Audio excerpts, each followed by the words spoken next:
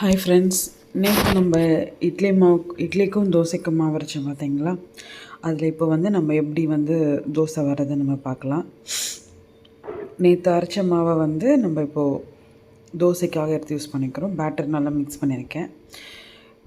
Mostly நான் இரும்பு தவா தான் யூஸ் பண்ணிகிட்ருப்பேன் தோசைக்கு.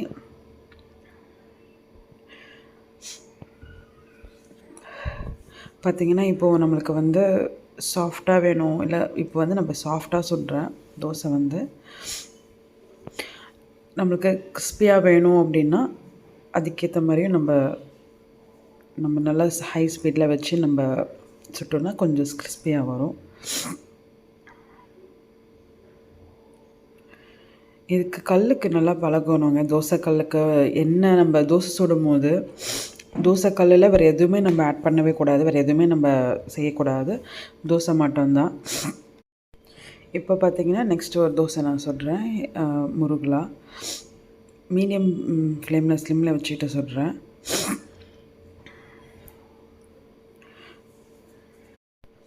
இதில் பார்த்திங்கன்னா இந்த தோசை பேட்டரியில் நான் சோடா மாவு எதுவுமே நம்ம ஆட் பண்ணவே இல்லை. நேற்று நான் வெந்தயமும் உளுந்தும் போட்டு அரைச்சதோடு சரி, அப்படியே தான் நம்மளுக்கு இங்கே வருது. ஸோ நான் எதுவுமே ஆட் பண்ணலை. இட்லிக்கு கூட நான் மோஸ்ட்லி ஆட் பண்ண மாட்டேன். ஏன்னா அன்றைக்கே அரைச்சி அன்றைக்கி யூஸ் பண்ணுறதுனால நான் எந்த ஒரு எக்ஸ்ட்ராவும் இந்த சோடா மாவு அது எதுவுமே நான் இங்கே ஆட் பண்ண மாட்டேன். இப்போ பார்த்திங்கன்னா உங்களுக்கு கிறிஸ்பியாக எப்படி வருதுன்னு பார்த்தீங்கன்னா தெரியும், கிறிஸ்பியாக வரும். ஓகேங்களா? இந்த மாதிரி நம்மளுக்கு சாஃப்டாக வேணும்னா சாஃப்டாக எடுத்துக்கலாம், கிறிஸ்பியாக வேணும்னா கிறிஸ்பியாக எடுத்துக்கலாம். இப்போ பார்த்திங்கன்னா நான் தோசை தவாவில் ஆயில் அப்ளை பண்ணிக்கிறேன். அப்ளை பண்ணிவிட்டு மீடியம்ஸ் ஃப்ளேமில் வச்சுக்கோங்க. மீடியம் ஃப்ளேமில் வச்சுட்டதுக்கப்புறம் தோசை ஊற்றிக்கோங்க. மெலிசாக வேணும்னா நல்லா மெலிசாக சுட்டுக்கலாம். கொஞ்சம்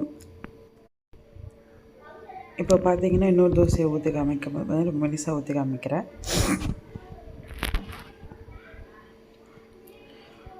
நல்லா ஆயில் அப்ளை பண்ணிக்கோங்க. சைடில் கார்னரில் கொஞ்சம் சென்டர்லேயும் ஆயில் அப்ளை பண்ணிக்கோங்க. இன்றைக்கி மார்னிங் பிரேக்ஃபாஸ்ட்டு நாங்கள் இந்த தோசை தான் நாங்கள் சாப்பிட்டோம்.